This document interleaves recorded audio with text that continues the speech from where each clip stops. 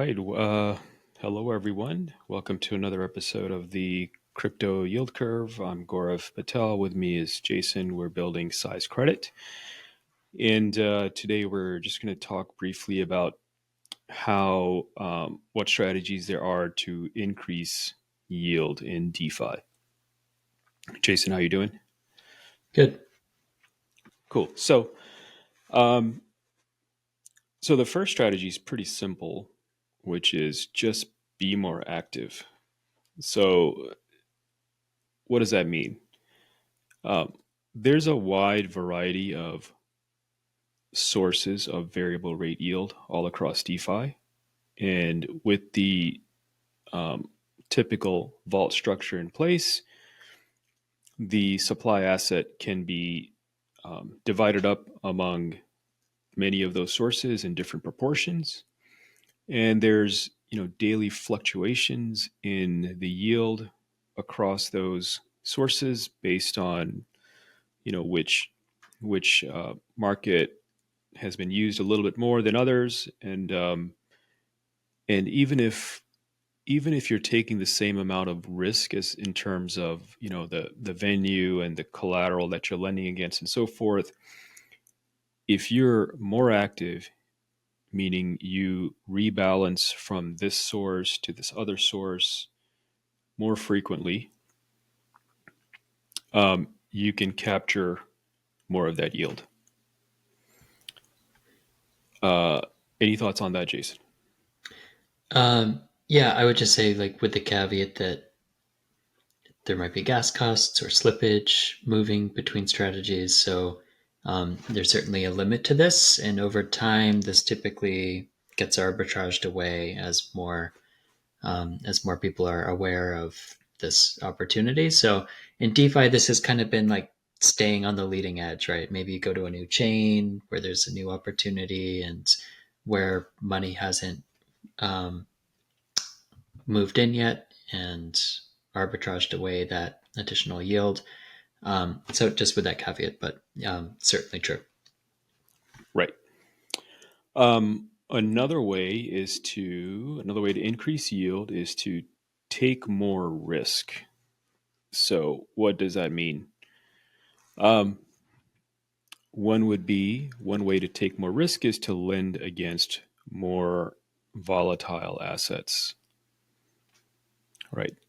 Things that move up and down a lot more tend to be greater risk for liquidation and tend to demand a greater yield, meaning, I should say, collateral that moves up and down a lot more. The suppliers of the supply asset tend to demand a higher yield for that. And the risk isn't just in terms of price volatility; it can also be in terms of the collateral um, protocol design. So you don't want something like um, the old design of Luna, and you don't want to lend against that and charge a vanilla rate. I mean, you probably don't want to lend against that at all, but you don't want to charge against if you're going to lend against collaterals that could go to zero or could have this sort of reflexive loop to the upside or to the downside, then you're going to charge a lot more. Um, so anyway, that's one more way to increase your yield is to take more risk. I'll pause here for Jason's thoughts. Um, yeah, I agree with that.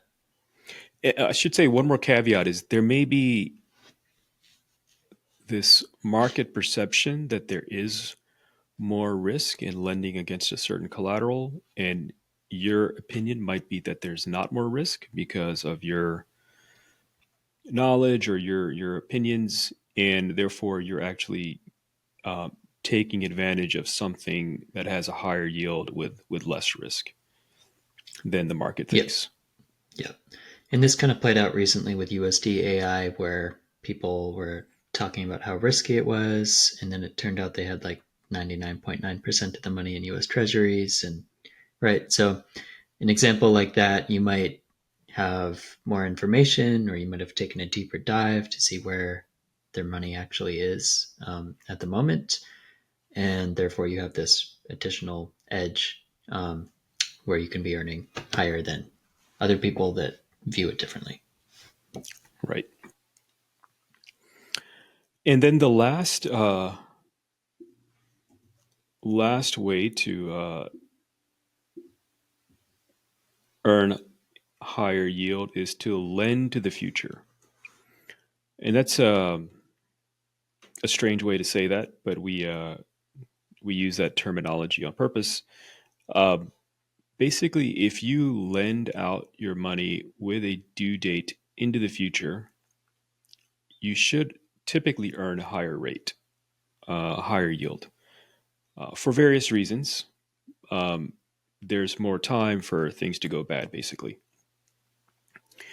and money today more valuable than money in the future, and so forth. So, um, this is what size is based on, is that if you lend out for 3 months, 4 months, 6 months, 1 year to the same against the same collateral assets, even high quality collateral like CBBTC, ETH, wrap staked ETH, etc., you will earn a higher yield, typically, given all things being equal, than you would if you just lend out day to day on a variable rate protocol. And I think this is sort of being has been tapped in a certain way with Pendle, obviously. Um, but I think there's a lot more of this coming as term structure gets built out, and this is why depositing money into our vaults should earn a higher risk-adjusted yield over time um, than lending out to a variable rate market.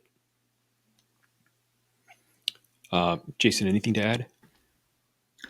My only comment would be that this term premium does come from an element of risk for lending A little longer. higher risk. So, Yes.